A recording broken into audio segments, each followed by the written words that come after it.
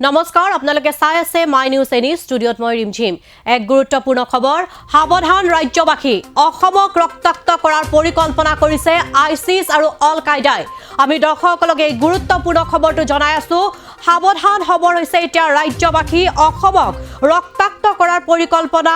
ISIS আৰু all কায়দাৰ যিকোনো মুহূৰ্ততে সংগঠিত হ'ব পাৰে কুটাঘাত জনসমাগম থকা অঞ্চলত বোমা বিস্ফোৰণৰ পৰিকল্পনা আৰু মুছলমানৰ ওপৰত অত্যাচাৰ হোৱাৰ অভিযোগ আইসিস অল কায়দাৰ আৰু 18 মিনিটৰ এটা ভিডিঅ' যোগে অসমক ৰক্তপাত কৰাৰ সকিয়নি প্ৰদান কৰিছে আইসিসে অসম আৰক্ষীয়ে ৰাজ্যজুৰি জাৰি কৰিছে ৰেড এলাৰ্ট ধৰ্মীয় অনুষ্ঠানকো টাৰ্গেট কৰিব পাৰে আইসিসে বাংলাদেশৰ পৰাই অসমত কুটাঘাতৰ পৰিকল্পনা কৰাৰ আশংকা প্ৰকাশ কৰিছে আমি দৰ্শকসকলক এই ব্ৰেকিং নিউজটো জনাই আছো যিকোনো মুহূৰ্ততে সংঘটিত হ'ব পাৰে কুটাঘাত অসমক ৰক্তাক্ত কৰাৰ পৰিকল্পনা অল কায়দা আৰু আইসিসৰ জনসমাগম থকা অঞ্চলত বোমা বিস্ফোৰণৰ ভয়ংকৰ পৰিকল্পনা ৰচিছে আইসিসে আৰু মুছলমানৰ ওপৰত অত্যাচাৰ হোৱাৰ অভিযোগ আইসিস আৰু অল কায়দাৰ আৰু 18 মিনিটৰ এটা ভিডিঅ' যোগে অসমক ৰক্তপাত কৰাৰ সকিয়নি প্ৰদান কৰিছে আইসিসে আৰু এই সন্দৰ্ভত অসম আৰক্ষীয়ে ৰাজ্যজুৰি জাৰি কৰিছে ৰেড এলাৰ্ট ধৰ্মীয় অনুষ্ঠানকো টাৰ্গেট কৰিব পাৰে আইসিসে বাংলাদেশৰ পৰাই অসমত কুটাঘাতৰ পৰিকল্পনা কৰাৰ আশংকা প্ৰকাশ কৰিছে আৰু পূজাৰ পূৰ্বে আৰক্ষী সঞ্চালক প্ৰধান ভাস্কৰ জ্যোতি মহন্তই সকিয়নি প্ৰদান কৰিছিলে যে অসমৰ ওপৰত এতিয়া শত্ৰুৰ চকু পৰিছে আৰু তেওঁ কৈছিলে যে যিকোনো মুহূৰ্ততে কুটাঘাত সংঘটিত হ'ব পাৰে আৰু এতিয়া এটা 18 মিনিটৰ ভিডিঅ'ই যথেষ্ট চাঞ্চল্যৰ সৃষ্টি কৰিছে যিহেতুকে আইসিসে ভাবুকি প্ৰদান কৰিছে অসমত যিকোনো মুহূৰ্ততে সংঘটিত হ'ব পাৰে ভয়ংকৰ কুটাঘাত বিস্ফোৰণ হ'ব পাৰে অসমত যিহেতুকে মুছলমানৰ ওপৰত অত্যাচাৰ হোৱা বুলি অভিযোগ উত্থাপন কৰিছে আইসিস অল কায়দাই আৰু তাৰ পাছতে তেওঁলোকে প্ৰতিশোধ হিচাপে ভয়ংকৰ বিস্ফোৰণৰ ব্লুপ্ৰিণ্ট ৰচনা কৰিছে আমি দৰ্শকসকলক জনাই আছো এই গুৰুত্বপূৰ্ণ খবৰটো অসমক ৰক্তপাত কৰাৰ পৰিকল্পনা ৰচিছে আইসিস আৰু অল কায়দাই আৰু যিকোনো মুহূৰ্ততে কুটাঘাত সংঘটিত হ'ব পাৰে ৰাজহুৱা স্থান আৰু জনসমাগম স্থানত তেওঁলোকে এই বিস্ফোৰণৰ ব্লুপ্ৰিণ্ট ৰচনা কৰিছে আৰু 18 মিনিটৰ এটা ভিডিঅ' যোগে তেওঁলোকে ভাবুকি প্ৰদান কৰিছে আৰু এই সন্দৰ্ভত অসম আৰক্ষীয়ে ইতিমধ্যে ৰেড এলাৰ্ট জাৰি কৰিছে হস্তম হৈ পৰিছে আৰক্ষী প্ৰশাসন আমি দৰ্শকসকলক এই গুৰুত্বপূৰ্ণ খবৰ জনাই আছো যেহেতুকে পূজাৰ পূৰ্বে আৰক্ষী সঞ্চালক প্ৰধান ভাস্কৰ জ্যোতি মহন্তই আমাৰ কেতবোৰ খবৰ আছে আমি অকমান সতৰ্ক হোৱা ভাল কাৰণ অসমখন এতিয়া এটা সন্ধিক্ষণত আছে শত্ৰু ৰাষ্ট্ৰ বহিৰাষ্ট্ৰৰ কেতবোৰ মানে কুচকু অসমত পৰি আছে গতিকে ইয়াত যদিহে কিবা তেনেকুৱা চক্ৰান্ত থাকে সেইখিনি প্ৰতিহত কৰিবলৈ অসম পুলিচে চেষ্টা কৰিব আৰু প্ৰচেষ্টা চলাই আছে আমাৰ কেতবোৰ খবৰ আছে আমি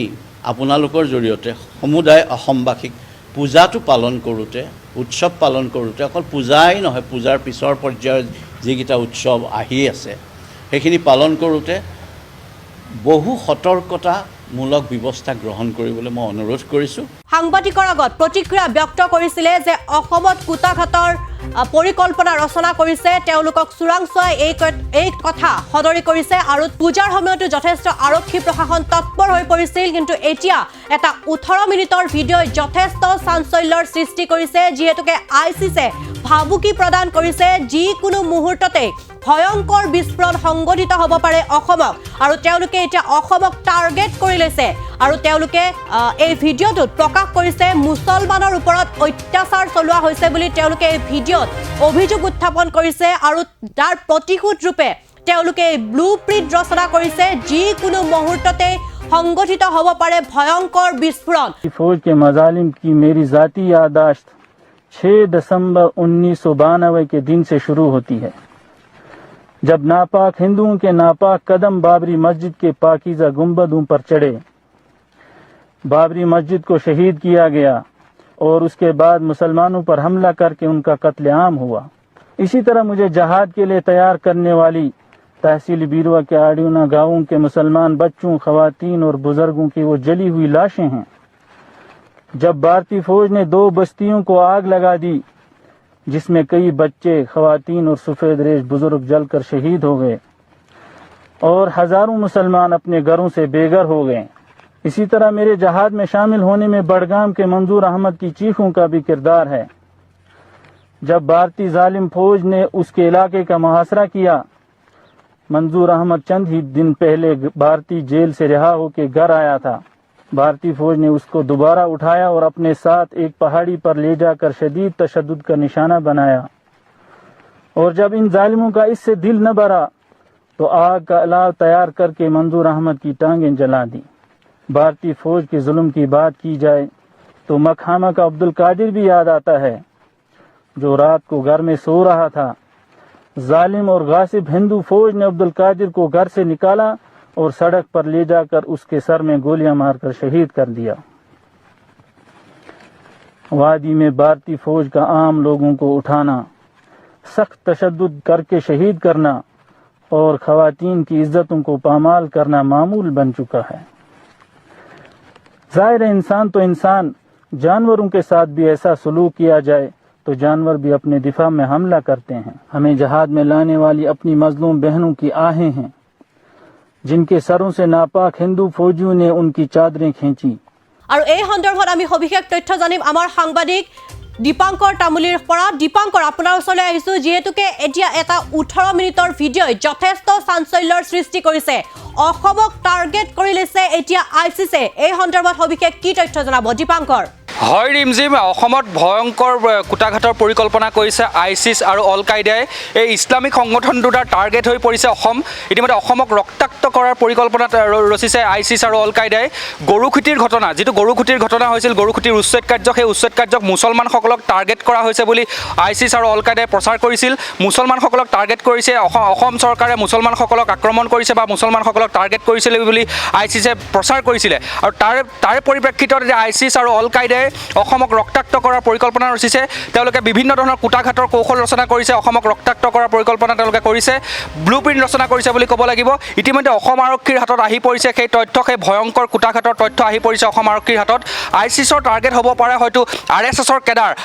কেডাৰ হয়তো আইচিছৰ টাৰ্গেট হ'ব পাৰে বুলি আমাৰ হাতত ইতিমধ্যে তথ্য আহি পৰিছে বা জানিবলৈ পাই অসম আৰক্ষীয়ে জানিবলৈ দিছে। অসম আৰক্ষীকো টাৰ্গেট কৰি ল'ব পাৰে আইচিছে আৰু অল কায়দাই। ইছলামিক সংগঠন দুটাৰ, মৌলবাদী সংগঠন দুটাৰ টাৰ্গেট হ'ব পাৰে অসম আৰক্ষী বা সেনাবাহিনীৰ জোৱান বা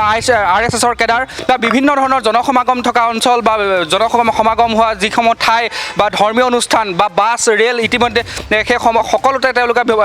ব্লু প্ৰিণ্ট ৰচনা কৰিছে, কুটাঘাতৰ তেওঁলোকে ব্লু প্ৰিণ্ট ৰচনা কৰিছে। বা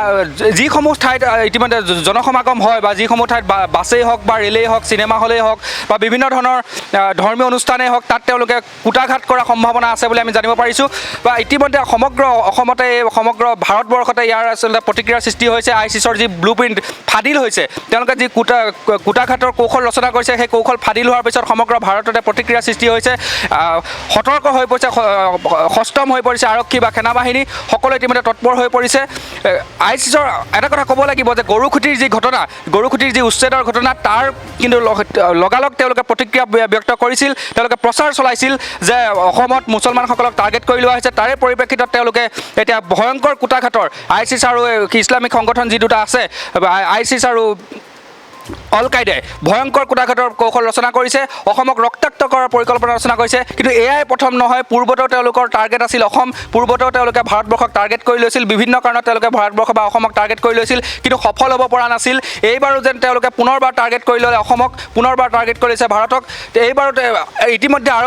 আৰক্ষী সষ্টম হৈ পৰিছে, আৰক্ষী, সেনাবাহিনী বা বিভিন্ন ধৰণৰ চোৰাংচোৱা সংস্থাসমূহ সষ্টম হৈ পৰিছে। তেওঁলোকক এই কুটাঘাতৰ যি পৰিকল্পনা, যি ভয়ংকৰ কুটাঘাতৰ পৰিকল্পনা, যি অভিসন্ধি তেওঁলোকে ৰচনা কৰিছে দুটা ইছলামিক মৌলবাদী সংগঠনে, সেই অভিসন্ধিক উফৰাবলৈ ইতিমধ্যে সচেষ্ট হৈ পৰিছে অসম আৰক্ষী বা ভাৰতীয় চোৰাংচোৱা সংস্থা। ইতিমধ্যে পুনৰ কৈছোঁ, পূৰ্বতেও অসম অল কায়দা বা ইছলামিক মৌলবাদী সংগঠনসমূহৰ টাৰ্গেট হৈ পৰিছিল অসম বা ভাৰতবৰ্ষৰ বিভিন্ন প্ৰান্তৰ বিভিন্ন অঞ্চল, কিন্তু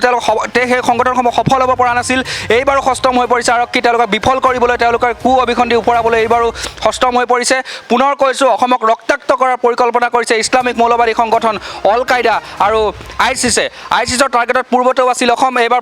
গৰুখুটিৰ উচ্ছেদৰ যি ঘটনা সেই গৰুখুটিৰ উচ্ছেদৰ ঘটনাক মুছলমানসকলক টাৰ্গেট কৰি লৈ অহা হৈছিল বুলি তেওঁলোকে প্ৰচাৰ চলাইছিল এটা ভিডিঅ' দিছিল বা বিভিন্ন ধৰণে তেওঁলোকে প্ৰচাৰ কৰিবলৈ চেষ্টা কৰিছিল তাৰ পৰিপ্ৰেক্ষিতত তেওঁলোকে এটা কুটাঘাটৰ ৰচনা কৰিছে ভয়ংকৰ অসমৰ ৰক্তাক্ত কৰাৰ পৰিকল্পনা ৰচনা কৰিছে RSSৰ কেডাৰক তেওঁলোকে টাৰ্গেট কৰি লৈছে অসম আৰক্ষী বা ভাৰতীয় সেনাবাহিনীক তেওঁলোকে টাৰ্গেট কৰি লৈছে বা বিভিন্ন ধৰণৰ জনসমাগম হোৱা ঠাইসমূহ ৰেল বা বাছ যিসমূহ ঠাইত জনসমাগম হয় চিনেমা হল ইত্যাদিসমূহ অঞ্চলত তেওঁলোকে বোমা বিস্ফোৰণ বা তেনেকুৱা ধৰণৰ ৰক্তাক্ত কৰাৰ পৰিকল্পনা কৰিছে গতিকে সষ্টম হৈ পৰিছে আৰক্ষীয়ে পৰৱৰ্তী সময়ত কেনেধৰণে ব্যৱস্থা লয় বা এই অভিসন্ধি উফৰাবলৈ তেওঁলোকে কি ব্যৱস্থা হাতত লয় সেয়া লক্ষণীয় হৈ পৰিব ইতিমধ্যে পুনৰ কৈছোঁ আৰক্ষীয়ে ৰেড এলাৰ্ট জাৰি কৰিছে অসমত ৰেড এলাৰ্ট জাৰি কৰিছে আৰক্ষীৰ ফালৰ পৰা ৰেড এলাৰ্ট জাৰি কৰিছে অসমবাসী ৰাইজক সতৰ্ক হ'বলৈ বা এই তেওঁলোকৰ ISIS আৰু বা অল কায়দাৰ যি কুটাঘাটৰ যি পৰিকল্পনা এই পৰিকল্পনা বিফল কৰিবলৈ আৰক্ষী সষ্টম হৈ পৰিছে ৰেড এলাৰ্ট জাৰি কৰিছে পৰৱৰ্তী সময়ত আৰক্ষীয়ে কি ব্যৱস্থা লয় বা চোৰাংচোৱা সংস্থাসমূহৰ কেনেকুৱা কি ব্যৱস্থা লয় বা ISIS বা অল কায়দাক কেনেকৈ ৰুধিব পাৰিব সেয়া সময়ত লক্ষণীয় হৈ পৰিব পুনৰ কৈছোঁ ISISে লক্ষ্য কৰি লৈছে বা